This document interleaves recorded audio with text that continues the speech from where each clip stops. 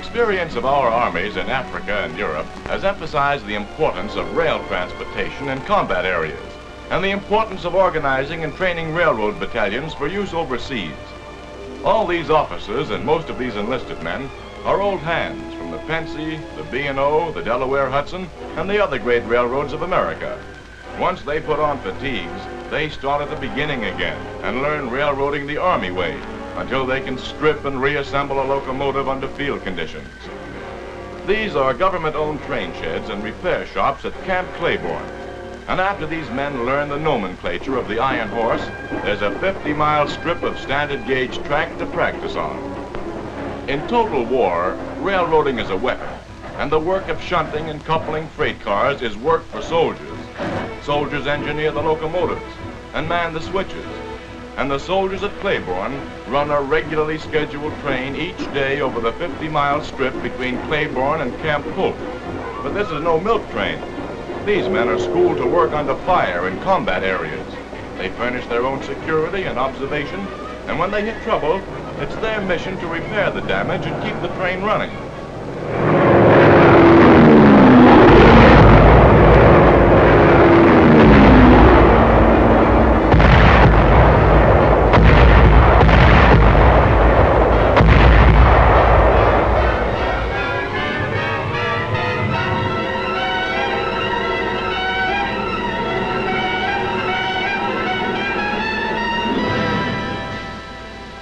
After the damage is estimated, the call for repair crews goes from the signal man to the Claiborne operator to the dispatcher, and the crews pull out.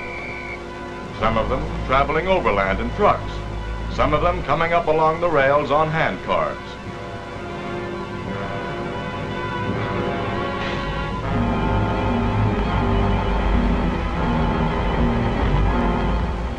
Bulldozers level the bombed road bed and flat cars bring up new rails. A stretch of track carrying supplies can be the lifeline of an army or a campaign. Long reaches of track and slow-moving trains are vulnerable to sabotage, land mining, and aerial attack. Men trained on the Claiborne line have already done vital work under fire in establishing and maintaining supply lines on the battlefields of Africa and Europe, and in reconditioning lines destroyed by the enemy in retreat. The importance of this work increases as the Allies cut deeper into Europe and their armies move further inland from their coastal supply depots. Railroads bind together the territory we hold and push ammunition, food, and equipment across yesterday's battlefields up to the expanding front.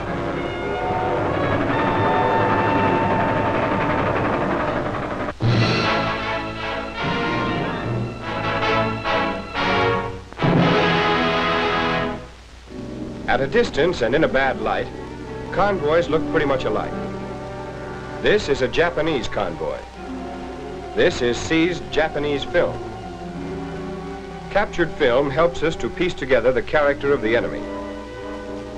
Japanese mess sergeants see that their soldiers are well fed. Rice and fish is no diet for an American, but it keeps the Nipponese going. The food the Japanese eat, their standard of living, and their feudal government are way behind the Western democracies. But there's nothing backward about Japan at war.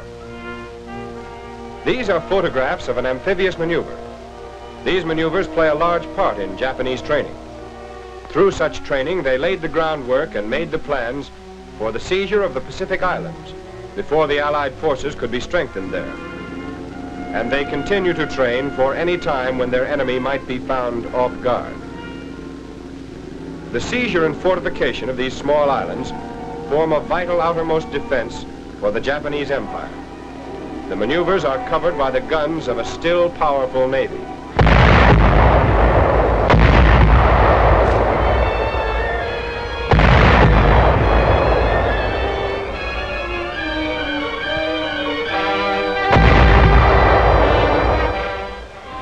This practiced landing seems to be unopposed, as were the landings on many of the small islands they took for themselves early in the war. The firing of a small village is primitive warfare, but the advance is covered with modern machine guns. These men may have lived in straw houses, but the training they have been given is comparable to the training given by the United States, England, and their allies. There's no rubber on the wheels of these guns, which probably means that these pictures were taken before they'd been able to utilize the resources of conquered Malaya. Then the tanks move in. Their infantry training is not unlike ours. They make an orderly assault using natural terrain for cover. Their weapons may be inferior, but for cunning, savagery, and obstinacy, they're hard to beat. They're smaller than we are, but they make the toughest and most brutal enemy in modern warfare.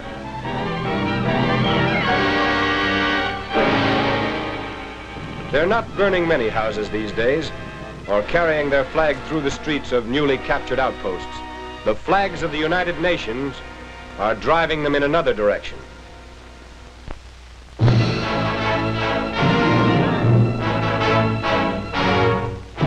In 1940, the people of Holland could celebrate 100 years of peace. Germany had promised to respect the neutrality of a country famous for her canals, her tulips, her clean cities, and her peace-loving people. This nation of 9 million had produced 9 Nobel Prize winners. Through the successful and peaceful management of their own country, the standard of living in Holland was raised until the Dutch death rate from natural causes was the lowest in the world. On the morning of May 10th, 1940, the Germans broke their treaty and the Dutch began to die from unnatural causes. The Dutch learned about modern warfare when all that was left of Rotterdam was smoking walls and open graves. The heart of their small country had been destroyed. The heart of the Dutch Empire, established by Dutch sailors and traders hundreds of years ago, reaching deep into the Pacific and Indian Oceans, an empire that was managed peacefully and profitably for both the colonizers and the natives. Education was encouraged. The peaceable natives retained their traditions, observing their ancient dances and customs until the Japanese, allies of the enemy that had destroyed Rotterdam and occupied Holland, attacked the outpost of the Netherlands Empire, swarming over the beaches and boundaries, overwhelming the native troops in the early days of Japanese surprise warfare. The government of the Dutch Empire escaped to London to carry on the war in exile under the leadership of Queen Wilhelmina. Other Dutchmen who had escaped made their way to Canada and began to study the weapons that would enable them to return home, while their countrymen who were unable to escape from occupied Holland carried on the dangerous underground work of sabotage. These soldiers hardened and drilled themselves for the day when they could fight their way back.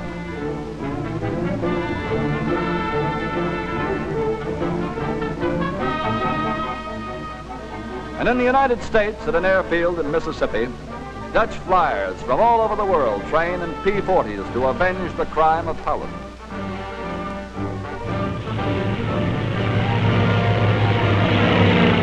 This is a father and his son, separated up until now by the fortunes of war. Men from Suriname and Guyana, from Java and Curacao and Amsterdam, men whose planes were shot from underneath them in the battles of the Malay Peninsula. Holland declared war on Japan immediately after Pearl Harbor, and these men destroyed one Japanese ship a day until their planes gave out. We came to the United States for training and equipment, and in the near future we expect to be able to take an active part in the heroic struggle of the United Nations for the liberation of Europe and Asia. The Dutch are putting their training to use. These men are fighting. One of their missions is to patrol the vital sea lanes in the hunt for U-boats.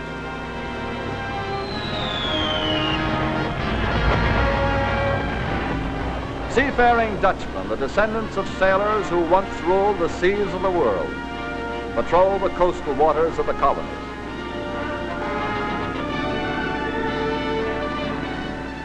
After fighting an heroic and losing battle off the coasts of Java, they continue to fight wherever the Allied High Command directs.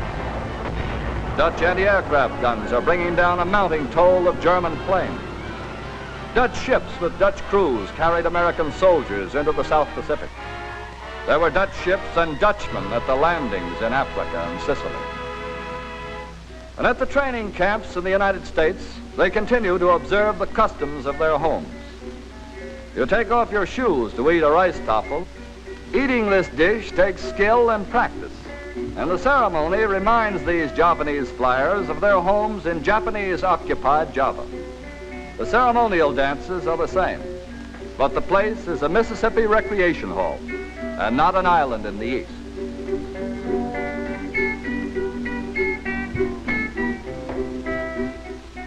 These are the people of the Netherlands, members of a democratic commonwealth of nations, fighting and learning to fight. A peaceable people whose only road home lies across a battlefield.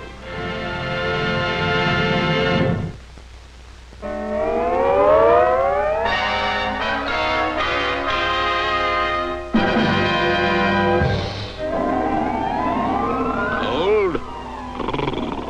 It's so cold it would freeze the nuts off a Jeep.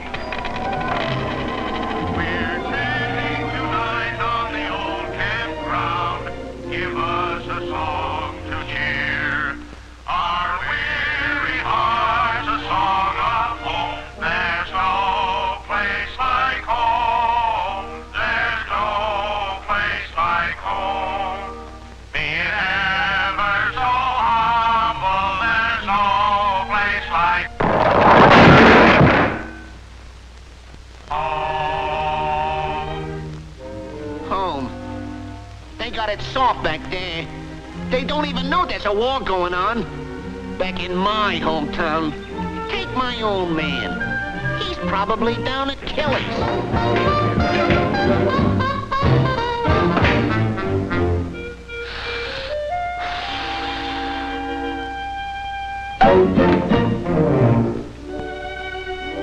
And more. I know what she's doing every afternoon. All afternoon. I heard all about it.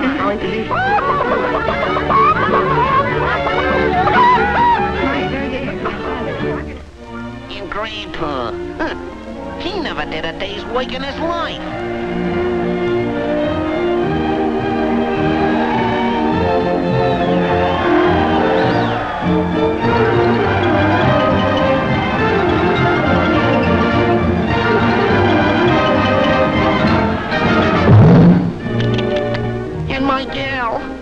My gal Sally Lou. She's probably out with some other guy at this identical moment. Ah, my darling. What big eyes you have. Jeez, they're loafing, playing, while I freeze up here. I wish I could see them. I'd tell them a thing or two. Technical ferry, first class, at your service. Okay, Snafu. Maybe you got something there. Brass monkeys, but it's cold. Now let's take a look at the lazy-wazy home folks. Suppose we look at your old man first.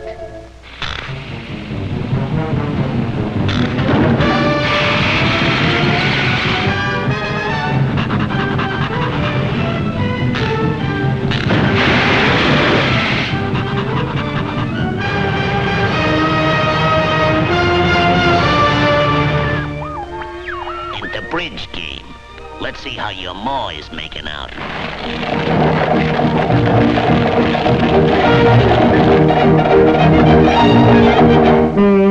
Hi-yo, Silver! Manure! Coming, Mother!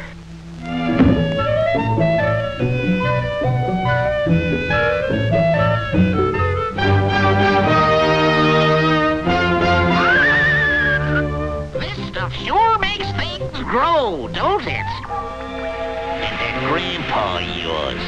They thought I was too old for this job. But don't bother me a bit.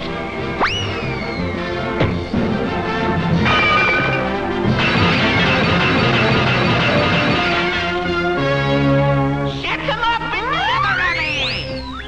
Sally Lou has joined the wax. We're working like hell in the old hometown. They're working in the old hometown. Working in the old home. Town.